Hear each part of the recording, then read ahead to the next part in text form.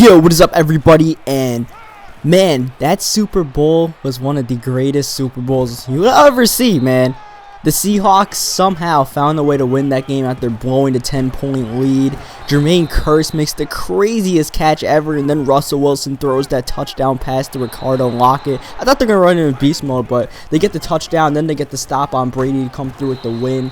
And by the way, I am fully aware that this did not happen, but just play along with it, alright? So, yeah, the Seahawks went back-to-back Super Bowls now, and last year we were talking about whether this team could be a dynasty. They had all the pieces. They had a lot of big players coming back. The Legion of Boom was intact, and now here they are, you know. They're pretty banged up. I mean, Sherman was banged up, you know, Earl Thomas and then Cam Chancellor, like the whole Legion of Boom, and then even Jeremy Lane got injured. But they overcame all of that, and even though they did fall apart a little bit in the fourth quarter, Brady did his thing.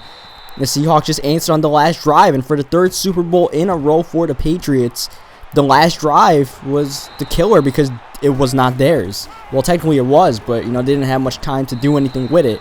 And, you know, the Giants both times, Eli Manning pulls the fourth quarter comeback, and then Russell Wilson, he was making moves downfield, but that Jermaine Kearse catch, that was something else. I mean, that was not a catch, and it just fell in his hand. It's like the Super Bowl trophy just fell in his hands. That doesn't happen every day. So, that was maybe the most spectacular catch in Super Bowl history. It definitely is there with David Tyree's catch, if not over it. They're definitely, like, tied for first now, I guess. And as well as Lynn Swan, you know. Just, damn. And it definitely reminded you of the Antonio Freeman catch on Monday Night Football when Freeman got the ball, picked it up, and took it in for the game-winning touchdown. Kearse didn't do that, but, you know, did everything but. And, of course, Russell Wilson didn't have a great game, and especially in the first quarter, he could not find anybody open. He would just stay in the pocket and, you know, throwing balls away, not getting a completion until, like, late in the game or later on in the game, just like the Packers game. But once he got going, he got going. He was throwing some beautiful deep balls as Chancellor gets the pick here. Tie game, 3-3, 4th and 5 at his own 36. He actually goes for it here for whatever reason, but, yeah, this is the game that would have been upvoted Sunday night had the Seahawks actually won the Super Bowl, by the way. But they did not. So all the stuff I said actually didn't happen. The Seahawks, I mean, they might still have some dynasty-ish like things going on.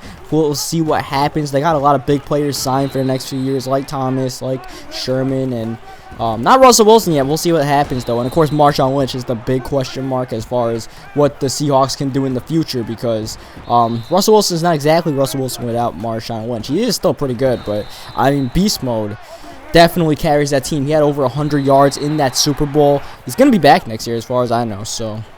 And beyond that, we'll see what happens. Marshawn is getting older, though, so we'll see how much beast mode has left in the tank. I don't know if Turbin's be able to replace him, but, you know, the Seahawks do draft pretty well. That is the reason why they are so good and still good this year is because they had depth, even though they lost guys like, well, they didn't lose them, like, mainly their defensive players, like Thurman, some of their defensive line players, like Red Bryant, but they still stuck with it. And, of course, they definitely still need wide receiver. That's probably the biggest thing. I mean, Russell Wilson was throwing to Ricardo Lockett at the end of the game. That's kind of a problem, man.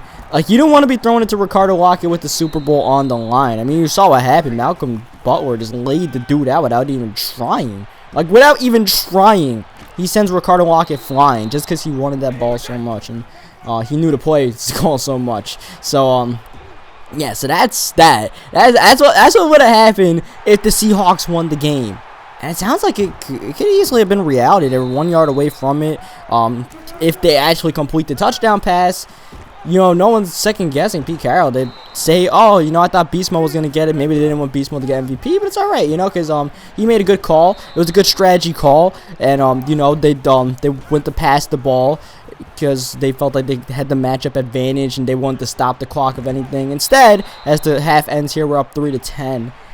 That didn't happen, and now we're all second-guessing it, rightfully so, because it was still 2 days later one of the most bizarre calls you will ever see with Marshawn Lynch on your team, more importantly. I mean, there's the stat about how Marshawn only got into the end zone 1 out of 5 times from the 1 yard line. I mean, that's just crap, man. And even running the clock and all that stuff, even though your defense is banged up, you still have the #1 defense in the NFL, and you're going to try to play the clock more than you already have. You already milked the clock down to like 30 seconds. Like, what more do you need to do, you know? And all this strategizing about stopping the clock and then third down. I mean, it's not bad. It's not stupid is what I'm trying to say. Pete Carroll definitely had a vision of what to do. I mean, most coaches don't even think stuff out that far, but it just wasn't the right one, especially since they lost. As we're moving the ball downfield here, trying to get another touchdown to take advantage here, get a 2-possession lead, try to put this game away over here. But instead, you know, you guys got to see that Patriots game. Either way, I was going to upload both these games because this game does end up having a pretty good finish here. It's 3rd down and 7. We run a wide receiver screen and actually get it in with Doug Ball. But, yeah, so the Seahawks next year, like I said, they definitely need wide receiver help.